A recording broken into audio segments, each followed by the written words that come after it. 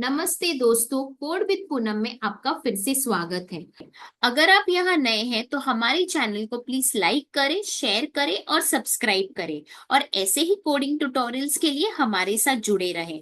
आज हमारे 30 day pattern challenge की श्रृंखला का दूसरा दिन है और आज के वीडियो में हम सीखेंगे कि सॉलिड स्क्वायर पैटर्न को जावास्क्रिप्ट में कैसे प्रिंट किया जाता है और उसमें हमें उसी के रो नंबर्स को प्रिंट करना होगा। तो चलिए अब वीएस कोड की तरफ बढ़ते हैं और चैलेंज को शुरू करते हैं। अगर हम हमारे वीएस कोड में देखें तो यहाँ पे क्वेश्चन ऑलरेडी मौजूद है, तो इसे रीड आउट कर लेते हैं। यहाँ पर लिखा है write a JavaScript function to print a solid square of size n times n। यानी कि हमें एक ऐसा जावास्क्रिप्ट फंक्शन लिखना है जो n टाइम्स n साइज का सॉलिड स्क्वायर प्रिंट करेगा और यहाँ पे लिखा है कि इसका आउटपुट इसी तरीके से होना चाहिए। ठीक है, तो हम जब ये क्वेश्चन को एग्जीक्यूट करेंगे तो हमारा आउटपुट यही होना चाहिए। ठीक है, तो अब हम नीचे आते हैं और सबसे पहली चीज हम ये करेंगे कि इस क्वेश्चन के जो भी अहम हिस्से होंगे वो यहाँ पर हम नोट कर लेंगे। तो सबसे पहली चीज हम ले लेते हैं जावास्क्रिप्ट फंक्शन और यहाँ पर नोट कर लेते हैं। दूसरा लाइन यहाँ पर हम लिखेंगे कि हमें प्रिंट करना है solid square of size n times n। तो इसे भी यहाँ से ले लेते हैं और यहाँ पर नोट डाउन कर लेते हैं। अब हम लाइन नंबर 8 पर आएंगे और हमारे फंक्शन को नाम देंगे, यानी कि हम फंक्शन का नाम डिफाइन करेंगे। तो हम फंक्शन नेम यहाँ पर देंगे प्रिंट पैटर्न। तो यहाँ पर हम लिख लेते हैं उसे विथ पेरेंथेसिस, तो ये हमारा फंक्शन का नाम होगा। ठीक है, हमें प्रिंट करना है solid square of size n times n, तो उसका आउटपुट ये होना चाहिए। तो हम नीचे आते हैं और इस समस्या को हल करने के लिए उसका अप्रोच लिखते हैं। तो सबसे पहली चीज हम यहाँ पर लिखेंगे कि हमें एक वेरिएबल क्रिएट करना होगा जो कि हमारा फाइनल आउटपुट स्टोर करेगा। तो हम यहाँ पर लिख लेते हैं क्रिएट str वेरिएबल। ठीक है, और ये वेरिएबल हमें क्यों चाहिए, क्योंकि ये हमारा फाइनल आउटपुट होल्ड करेगा। तो हम यहाँ पर लिख लेते हैं फाइनल आउटपुट होल्ड। ठीक है, अब हम नीचे आते हैं और इसे डिक्लेयर कर लेते हैं let str is equal to double quotes, यानी कि हम इसे इनिशियलाइज कर रहे हैं एम्प्टी स्ट्रिंग के साथ। और ये वेरिएबल की हमें इसीलिए जरूरत है क्योंकि इसी में हमारा फाइनल आउटपुट स्टोर होगा। अब हम नीचे आते हैं और इसमें हम लूप्स यूज करेंगे, यानी कि हम यहाँ पर यूज करेंगे नेस्टेड लूप्स। अब हमें लूप्स क्यों यूज करना है और नेस्टेड लूप्स क्यों यूज करना है, हमें यहाँ प्रिंट करना है solid square of size n times n और उसका ये आउटपुट होना चाहिए। तो इसीलिए हम नीचे आते हैं और इस समस्या का हम यहाँ पर अप्रोच लिखेंगे। ठीक है, अब यहाँ पर सबसे पहली चीज यहाँ पर हम str वेरिएबल क्रिएट करेंगे।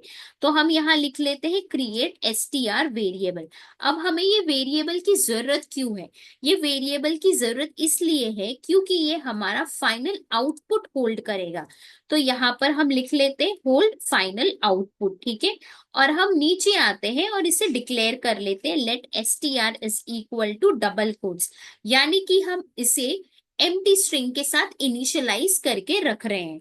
अब हम नीचे आते हैं और इस क्वेश्चन को सॉल्व करने के लिए हम लूप्स की मदद लेंगे, यानी कि हम यहाँ पर यूज करेंगे नेस्टेड लूप्स।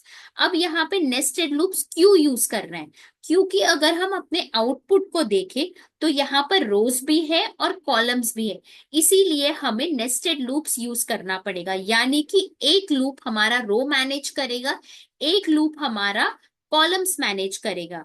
तो नेस्टेड लूप्स का मतलब ये होता है कि एक लूप के अंदर दूसरा लूप। तो यहाँ पर हम लिख लेते हैं लूप इनसाइड एंड लूप। ठीक है, ये होगा हमारा नेस्टेड लूप और यहाँ पे हमें दो लूप्स यूज करना पड़ेगा। तो हम यहाँ पर लिखते हैं पहला अपना आउटर लूप होगा और दूसरा अपना इनर लूप होगा। ठीक है, अब हमारा आउटर लूप क्या करेगा, हमारा आउटर लूप हमें रोज को मैनेज करने के लिए या फिर रोज को कंट्रोल करने के लिए मदद करेगा। तो हम यहाँ पे लिख लेते हैं कंट्रोल नंबर ऑफ रोज। ठीक है, और हम नीचे आते हैं और हमारा इनर लूप क्या करेगा, ये कंट्रोल करेगा नंबर ऑफ कॉलम्स को। तो वो भी यहाँ पर हम लिख लेते हैं, number of rose and number of columns कौन मैनेज करेगा, एक हमारा आउटर लूप और दूसरा हमारा इनर लूप। अब हम एज्यूम करते हैं कि हमारा जो आउटर लूप होगा वो हमारा आई लूप होगा, और जो हमारा इनर लूप होगा वो होगा हमारा जे लूप। ठीक है, इस तरीके से हम यहाँ पर लिख लेते हैं। इस पैटर्न को हम यहाँ से लेकर यहाँ पर नोट कर लेते हैं और हम एनालाइज करते हैं कि इसमें कितने रोज है और कितने कॉलम्स है। तो अगर हम देखेंगे तो ये हमारा फर्स्ट रो है, ठीक है, ये हमारा दूसरा रो है, ये हमारा थर्ड रो है और ये हमारा फोर्थ रो है। तो यहाँ पर हम लिख देते हैं ये हमारा फर्स्ट रो है, ये हमारा दूसरा रो है, ये हमारा थर्ड रो है और ये हमारा चौथा रो है। और ये रिप्रेजेंट करेगा हमारा आई लूप, तो यहाँ पर हम आई लूप लिख देते हैं, नीचे भी आई लूप, यहाँ पर भी और यहाँ पर भी। तो हमने ये एनालाइज किया कि हमारे पास 4 रोज है। ठीक है, अब यहाँ पर आते हैं, हम एनालाइज करते हैं कि हमारे पास कितने कॉलम्स है। तो अगर हम देखें तो ये हमारा फर्स्ट कॉलम हुआ, तो यहाँ पर हम 1 लिख देते हैं। अब दूसरा कॉलम ये है हमारा, तो यहाँ पर हम 2 लिख देते हैं। यहाँ पर ये तीसरा कॉलम है, तो यहाँ पर हम 3 लिखेंगे। और ये चौथा कॉलम है, इसीलिए यहाँ पर हम 4 लिख देते हैं। तो हमने एनालाइज किया कि ये हमारा जे लूप रिप्रेजेंट करेगा, तो यहाँ पर हम जे लूप डाल देते हैं। तो ये हमारा आई लूप होगा और ये हमारा जे लूप होगा, यानी कि हमारे पास 4 कॉलम्स है, 4 रोज है। अब हम नीचे आते हैं और हम चेक करेंगे कि हमारा कहाँ पर हम स्टार्ट करेंगे इस लूप को, कहाँ पर हम एंड करेंगे, कहाँ पे इस लूप का टर्मिनेशन होगा। तो यहाँ पर हम लिखते हैं आई लूप और यहाँ पर हम लिखेंगे हमारा जे लूप, ठीक है। और यहाँ पे हम लिख देते हैं स्टार्ट और यहाँ पर हम लिखेंगे हमारा एंड, ठीक है। और यही सेम चीज यहाँ पर भी नोट कर लेते हैं दोबारा से। अब हमने अंडरस्टैंड किया है कि हमारा आई लूप जो है 1 से स्टार्ट होगा और 4 पर एंड होगा। तो यहाँ पर हम लिखेंगे 1 और यहाँ पर हम लिखेंगे 4, और हम एज्यूम कर लेते हैं कि हम 4 को n के अंदर स्टोर करेंगे, इसीलिए हम लिख लेते हैं n इज इक्वल टू 4। ठीक है, अब हम नीचे आते हैं जे लूप की तरफ। अब हम देखेंगे कि जे लूप कहाँ से स्टार्ट हो रहा है, ये 1 से ही स्टार्ट हो रहा है, तो यहाँ पर हम 1 लिख देते हैं। और अगर हम देखेंगे तो ये कहाँ पर एंड हो रहा है, ये एंड हो रहा है प्रॉपरली 4, राइट, 4 कॉलम्स पे। तो यहाँ पर हम यहाँ लिखेंगे क्या, 4।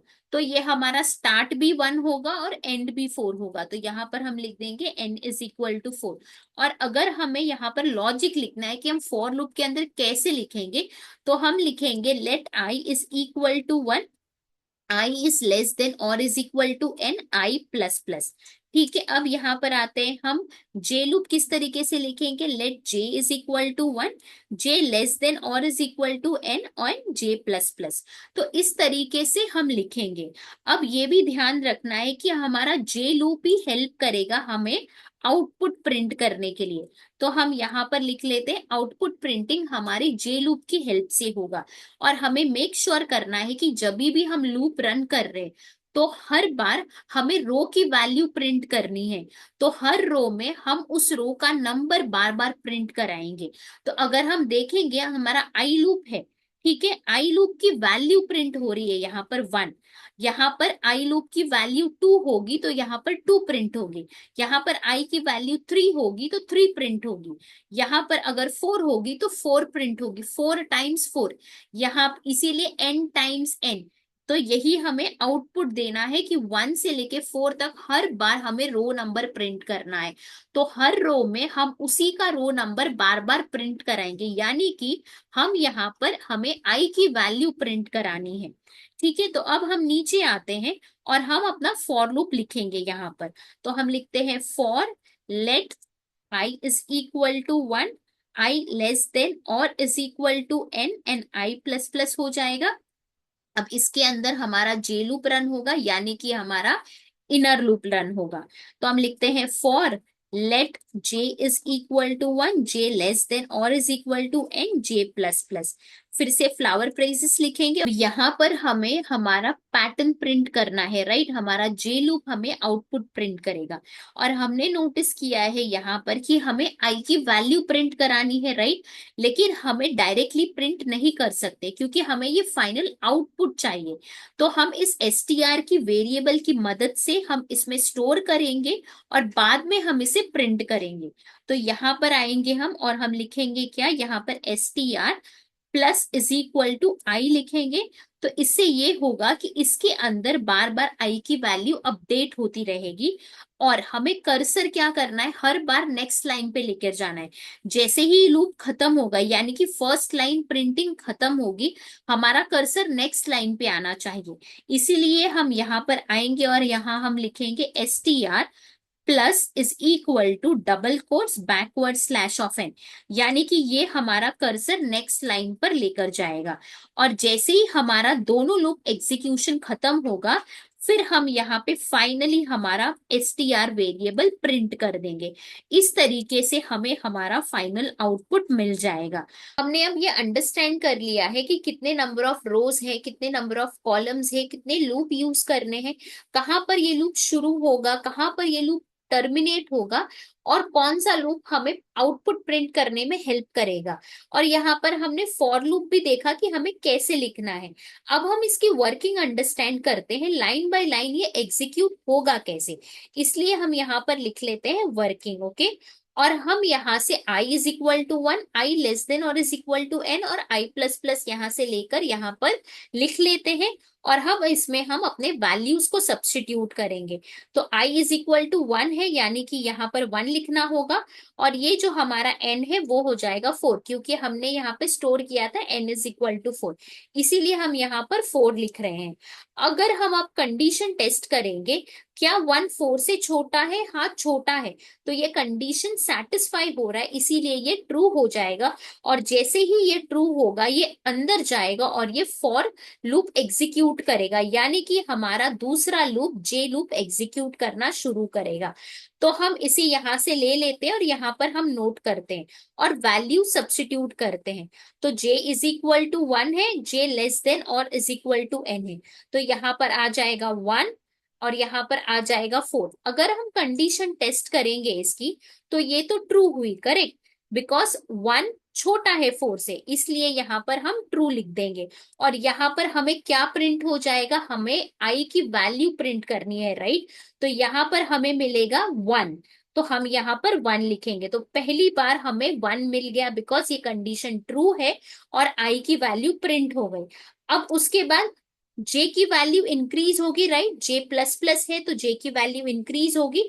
तो यहां से हम ये ले लेते हैं और यहाँ पर हम लिखेंगे j इज इक्वल टू 2 होगा, राइट। तो j इज इक्वल टू 2 होगा, तो यहाँ पर लिख देते हैं 2। तो 2 लेस देन और इज इक्वल टू 4, यानी कि 2 4 से छोटा है, यानी यस छोटा है, इसीलिए यहाँ पर फिर से ये 1 ही प्रिंट हो जाएगा। अब वापस से j की वैल्यू इंक्रीज होगी, अब j हो जाएगा 3, तो हम यहाँ से ये ले लेते हैं, यहाँ पर हम लिखते हैं वापस से।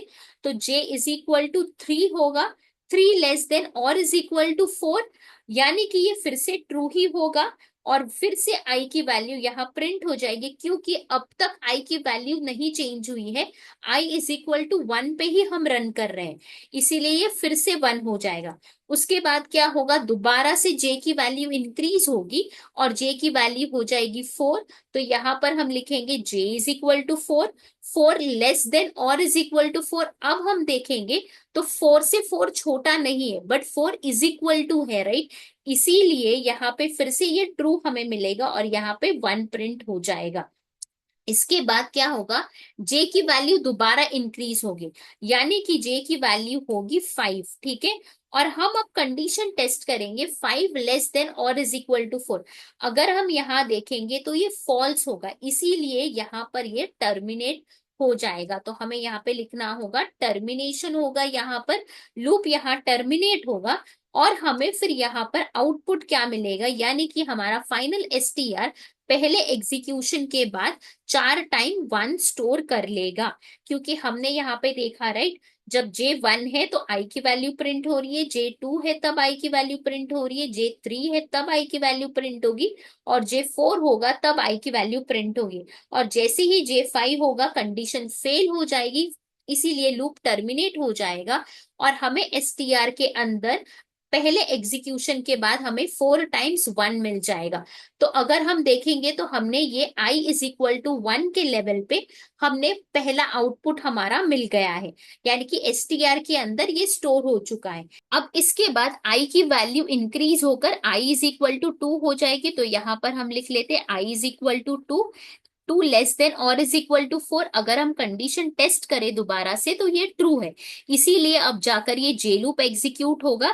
तो J is equal to 1, J is equal to 2, J is equal to 3, J is equal to 4 तलक वो रन होगा प्रॉपरली, और J इज इक्वल टू 5 पे वो टर्मिनेट हो जाएगा, जैसे हमारा यहाँ पर हुआ था।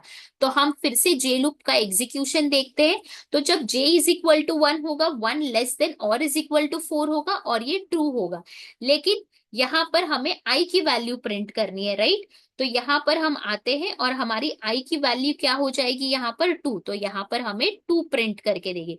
उसके बाद यहाँ पर क्या होगा, फिर से J की वैल्यू इंक्रीज होगी, तो J इज इक्वल टू 2 होगा, 2 लेस देन और इज इक्वल टू 4 होगा, और ये ट्रू ही होगा। तो यहाँ पर फिर से हमें यही लिखना होगा, और इसके बाद हमारा I की वैल्यू क्या है 2, तो यहाँ पर 2 प्रिंट हो जाएगी।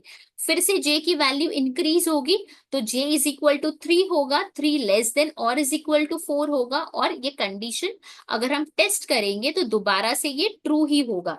तो इसीलिए यहाँ पर फिर से हमें I की वैल्यू मिल जाएगी, यानी कि 2 मिल जाएगी।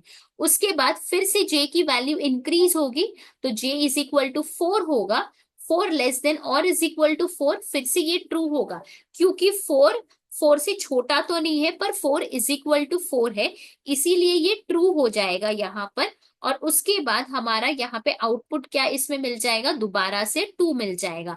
और जब J इज इक्वल टू 5 होगा, तो एज इट इज 5 हमारा 4 से छोटा तो नहीं है, ना ही इज इक्वल टू है, तो कंडीशन वापस से फेल हो जाएगी और टर्मिनेशन होगा, और हमारे STR वेरिएबल के अंदर 2 करके स्टोर हो जाएगा। तो 2 4 टाइम स्टोर हो जाएगा। तो ये हमारा सेकेंड एग्जीक्यूशन होगा, जब I इज इक्वल टू 2 होगा, दोबारा से ये लूप 4 टाइम्स रन होगा, J इज इक्वल टू 5 होगा, तब ये फॉल्स हो जाएगा, लूप टर्मिनेट हो जाएगा, और STR के अंदर 2 4 टाइम स्टोर हो जाएगा, करेक्ट। अब इसके बाद हमारी I की वैल्यू इंक्रीज होगी, तो I इज इक्वल टू 3 होगी, 3 लेस देन और इज इक्वल टू 4 होगा, राइट। तो हम कंडीशन को चेक कर लेते, पहले यहाँ पर अपडेट कर लेते। तो I is equal to 3, 3 is less than और इज इक्वल टू 4, ये कंडीशन ट्रू है, इस वजह से हमारा J लूप दोबारा से एग्जीक्यूट होगा, और ये J लूप रन होगा 4 टाइम्स दोबारा से। J is equal to 1, J is equal to 2, J is equal to 3 and J is equal to 4। और जैसे ही J इज इक्वल टू 5 होगा, ये हमारा लूप टर्मिनेट हो जाएगा, क्योंकि कंडीशन यहाँ पर फेल हो रही है। और इस STR वेरिएबल के अंदर क्या कॉन्कैटिनेट हो जाएगा, हमारा I का वैल्यू, यानी I इज इक्वल टू 3, तो इसके अंदर 3 जाकर अपडेट हो जाएगा। तो यहाँ पर हम आते हैं और यहाँ पर हम J लूप के एग्जीक्यूशन देख लेते हैं। जब J इज इक्वल टू 1 होगा, तो 1 इज लेस देन और इज इक्वल टू 4, ये हमारा ट्रू मिलेगा, और यहाँ पर हमें क्या प्रिंट हो जाएगा 3। दोबारा से J की वैल्यू इंक्रीज होगी, तो J इज इक्वल टू 2 होगा, और 2 लेस देन और इज इक्वल टू 4, ये ट्रू ही होगा, इसलिए हमें यहाँ पर प्रिंट हो जाएगा क्या, फिर से 3 प्रिंट हो जाएगा, क्योंकि हमारी I की वैल्यू क्या है 3। उसके बाद J की वैल्यू दोबारा इंक्रीज होगी, तो J इज इक्वल टू 3 होगा, 3 लेस देन और इज इक्वल टू 4 होगा, और यहाँ पर हमें प्रिंट हो जाएगा व्हाट, ट्रू, क्योंकि कंडीशन ट्रू है, तो ट्रू हम यहाँ पे लिख देंगे।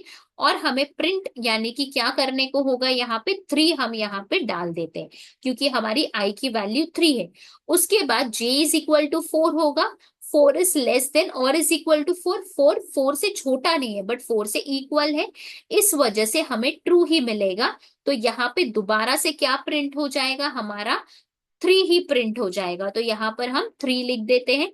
उसके बाद दोबारा से हमारी J की वैल्यू इंक्रीज होगी, यानी कि J इज इक्वल टू 5 होगा, 5 लेस देन और इज इक्वल टू 4 होगा। अब यहाँ पे कंडीशन फेल हो जाएगा और लूप क्या हो जाएगा, टर्मिनेट। तब इस एसटीआर वेरिएबल के अंदर फाइनली क्या स्टोर हो जाएगा, स्टोर हो जाएगा यहाँ पर 3, यानी कि ये सब कॉन्कैटिनेट हो रहा है एसटीआर के अंदर, क्योंकि हमने लिखा है प्लस इज इक्वल टू, तो वो सब कॉन्कैटिनेट कर रहा है, ठीक है। अब उसके बाद क्या होगा, फिर से आई की वैल्यू इंक्रीज हो जाएगी, तो आई की वैल्यू होगी 4। अब यहाँ पे कंडीशन टेस्ट कर लेते हैं, आई इज इक्वल टू 4 और 4 लेस देन और इज इक्वल टू 4। अब 4 4 से छोटा तो नहीं है बट इक्वल्स तो है, इस वजह से फिर से कंडीशन ट्रू हो जाएगी और दोबारा से हमारा जे लूप एग्जीक्यूट होगा। J is equal to 1, J is equal to 2, J is equal to 3, J is equal to 4 और जे इज इक्वल टू 5 पे लूप टर्मिनेट हो जाएगा। तो ये हम यहां से ले लेते और यहां पर हम डाल देते, लेकिन हर एग्जीक्यूशन के बाद प्रिंटिंग क्या होगा, हमारा आई की वैल्यू, यानी कि यहाँ पे 4 प्रिंट होगा। जब आई इज इक्वल टू 4 होगा तो आई की वैल्यू यहाँ प्रिंट हो जाएगी, यहाँ पर भी 4 होगा, यहाँ पर भी 4 होगा और यहाँ पर भी हमें 4 ही आएगा। और लास्टली इस एसटीआर के अंदर क्या आ जाएगा, 4 4 4, क्योंकि हम एग्जीक्यूट कर रहे हैं जे लूप और हम प्रिंट कर रहे हैं आई की वैल्यू, यानी कि हम कॉन्कैटिनेट कर रहे हैं एसटीआर के अंदर आई की वैल्यू, इसीलिए ये 4 हो जाएगा। उसके बाद ऑब्वियसली फिर से हमारे आई की वैल्यू इंक्रीज होने वाली है, तो आई इज इक्वल टू 5 होगा और 5 लेस देन और इज इक्वल टू 4 करते हैं।